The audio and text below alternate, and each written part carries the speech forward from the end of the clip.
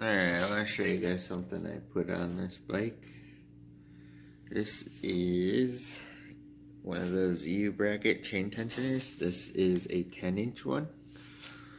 There's 10, 12, and 16.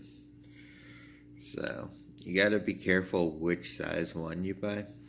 They measure from here to here, the slot, how long the slot is. So that's how they give you a measurement. The 12 would be over here, and the 16 would be roughly about that long. So I don't know. I think those go on the pedal long endurance bikes because of the frame, how weird it is. But anyways, this is a 10-inch one. This is like a beach cruiser frame, so this fit perfectly. The point of why I did this is mine have round bars. So the stock one, I'm just afraid it's gonna go through the tire with the bigger sprockets when you go like out in the woods and stuff. So right now, I got a 38 tooth on. So I mean, works nice. I don't have to worry about it flipping in. You can adjust it super easy. This whole thing is all area you can adjust.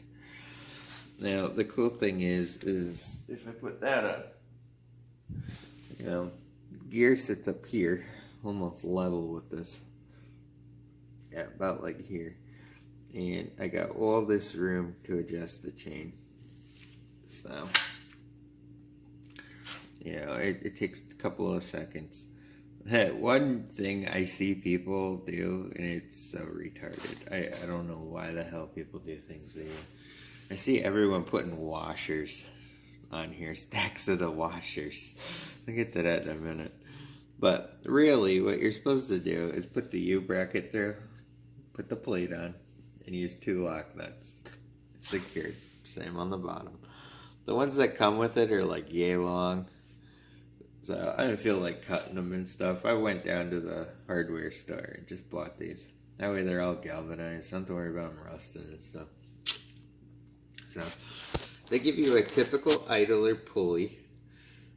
And then they give you like a couple bolt links with mine. And stacks of washers. So this is actually the point of the washers. You can see the pulley has its little spacer down in there, if it'll focus. There you go. And then you stack your washers to align the chain. And you're supposed to put 2 on the outside as well, with a lock nut. And I think it has a lock washer there too as well. So this was like the best thing ever. So it makes things so much easier. One other funny thing was, this was the stock gear. I think this was 40 tooth or 44 tooth. I don't remember what the hell this was. I'm not gonna count it or anything. But the teeth are gone. They turned into little triangles, all different shapes. Versus, so if you get an idea. So, yeah, that gear shot. So, we'll put that to the side. But anyways, that's where I'm at with this. Let's see. One other thing that's a bummer though on this bad boy. The fenders have finally cracked.